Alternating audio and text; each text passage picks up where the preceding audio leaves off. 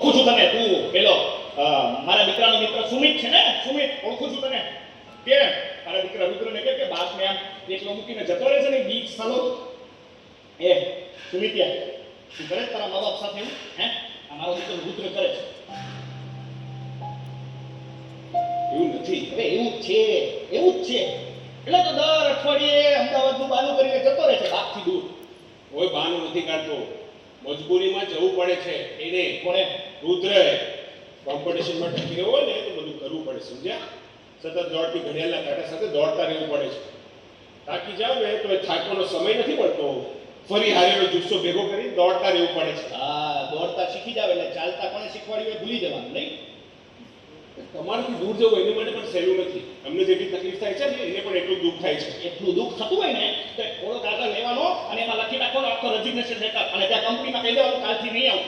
નહીં આવું. નહીં આવું. અરે કોન્ટ્રાક્ટથી બંધાયેલું છે, કોન્ટ્રાક્ટ તોડી નાખે. કોન્ટ્રાક્ટ કેવી રીતે તોડાય? સંબંધ તોડી શકાય પણ કોન્ટ્રાક્ટ નહીં.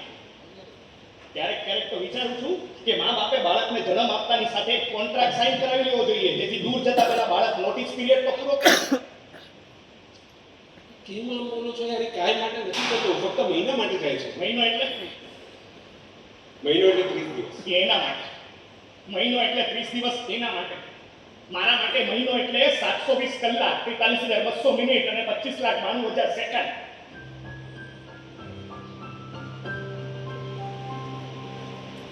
₹25,93,000 પર એક મહિનો મેં યાદ કરું છું જ્યારે દૂર જાય છે ત્યારે. ને 25,93,000 વાર મારી એકલતા સાથે સમજૂતી કરીને રહી લઉં છું આ ઘરમાં. આ છે એક મહિનો.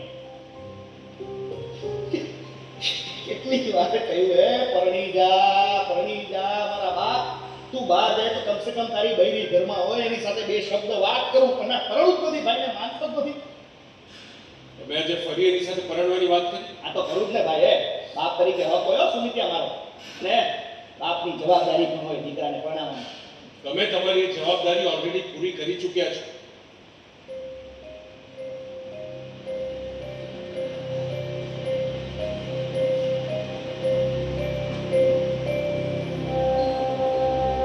તમારી પસંદ કરેલી છોકરી સાથે રુદ્રે 4 ફેરા લીધા. અધૂરો પરિવાર પૂરો થયો અને તમારા આશીર્વાદથી બંનેનો સુખી સંસાર ચાલી ગયો. પણ કહેવાય છે ને કે ખોટા સરનામે આવેલો માણસ વધારે વાર ત્યાં ટકતો નથી. એ જ રીતે સુખ તમારે બાળને આવ્યું તો ખરું, પણ ટક્યું નહીં.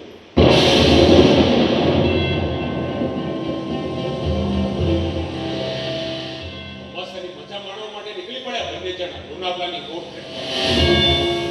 રાતનો સમય, પહાડી રસ્તો ને વરસાદ, અંધકારને સાથ આપતા ધોધમાર વરસાદ, સામેથી આવતા વાહનોનું ધૂમ લગભગ અશક્ય કરી નાખ્યું. એવો બાજુને ખ્યાલ પાછા ફરો. રુદ્રે મહામી એક વળાંક જોઈને ગાડી પાછી ફેરવવાનું નક્કી કર્યું, પણ ગાડી પાછી ફરે એ પહેલા સામેથી વીજળીની ઝડપે આવતી ટ્રકની ટક્કરે ગાડીને વાગી. રુદ્રે સ્ટીયરિંગ પરથી કાબુ ગુમાવ્યો. રજૂની મદદ કરવાનો પ્રયત્ન કર્યો, પણ જે ગાડી રુદ્રે જમણી બાજુ વળાવવાનો પ્રયત્ન કરતો તે ડાબી બાજુ વળી અને કુંડી ખાઈમાં જઈને પડી.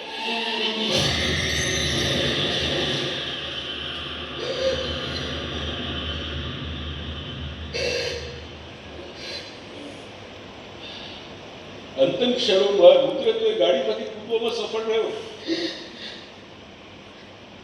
અંજો ન કૂદી શકી.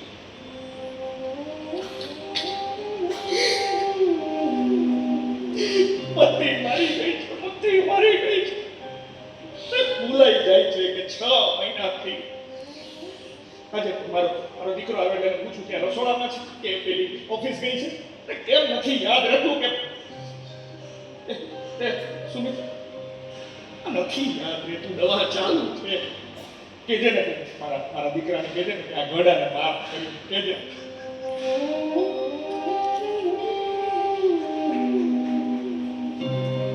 દીકરો મારો લાડકવાયો બેનનો દીધેલ છે,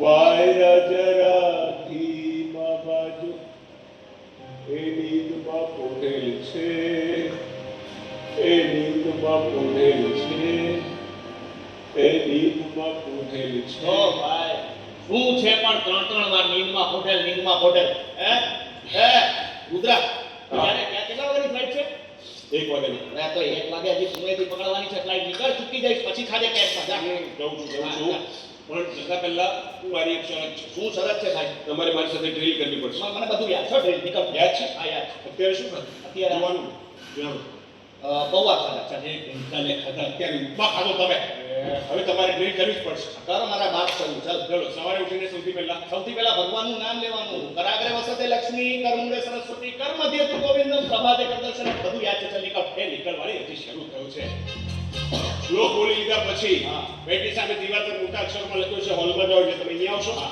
અહીંયા નીચે શું લખ્યું છે ઉપર બાથરૂમમાં જાઓ હા અરે પણ અહીં બાથરૂમ છે ને મારા બધું બાથરૂમ બહુ ગમે છે ચલો બાથરૂમમાં અંદર જશો એટલે દિવાલ પર લખ્યું છે બ્રશ કરો ફ્રેશ થાઓ અને આ નાતી વખતે દરવાજો બંધ કરવાનો નહીં કોઈ જોઈ જાય તો